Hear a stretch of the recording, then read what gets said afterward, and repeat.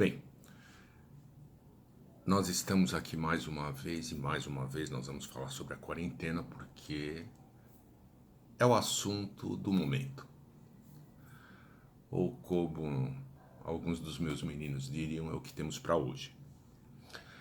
Não adianta pensarmos em outras coisas mais comezinhas, porque esse é o assunto de todos os dias, todas as horas e todos os momentos. E acho que ela nos faz refletir alguma coisa.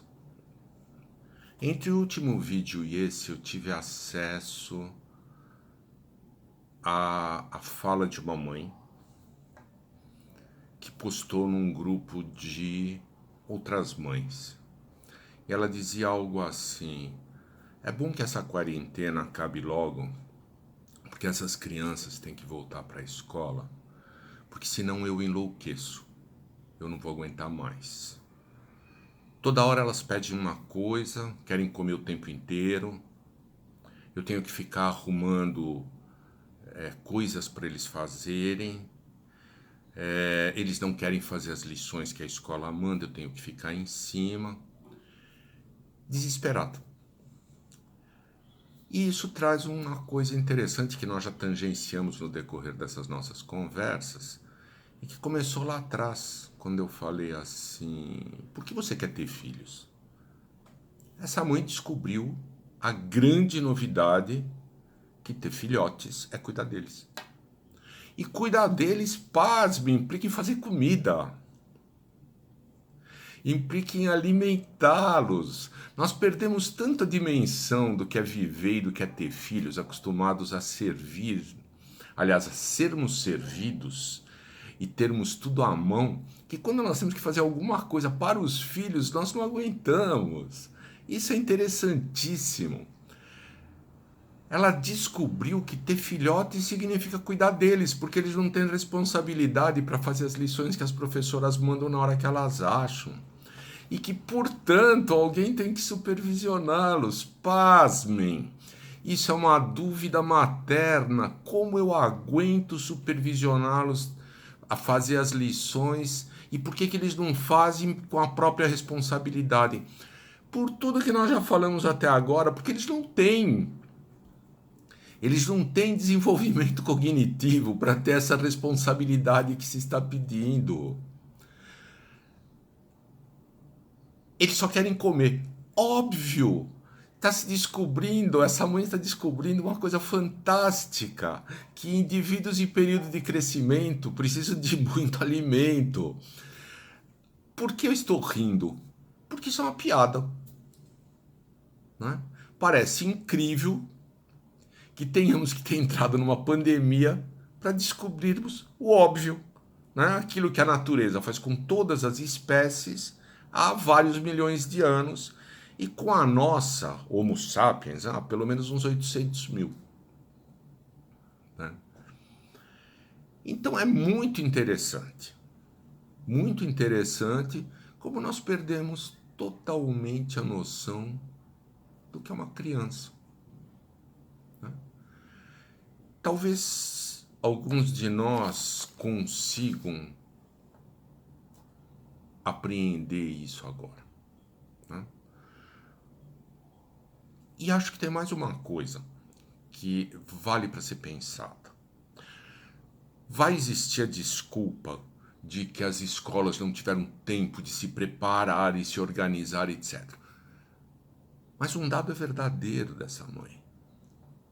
Crianças que não têm condições, na maior parte das vezes, de ensino à distância, a menos que tenha um adulto ao lado.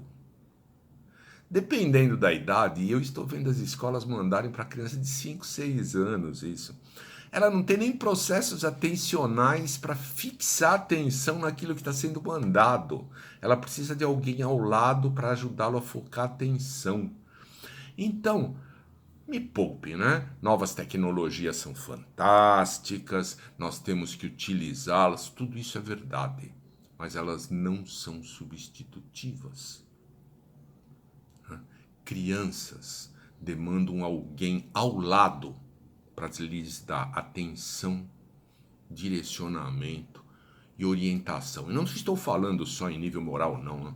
Eu estou falando em nível cognitivo, de fixar atenção, de apontar o que é necessário, de estabelecer regras.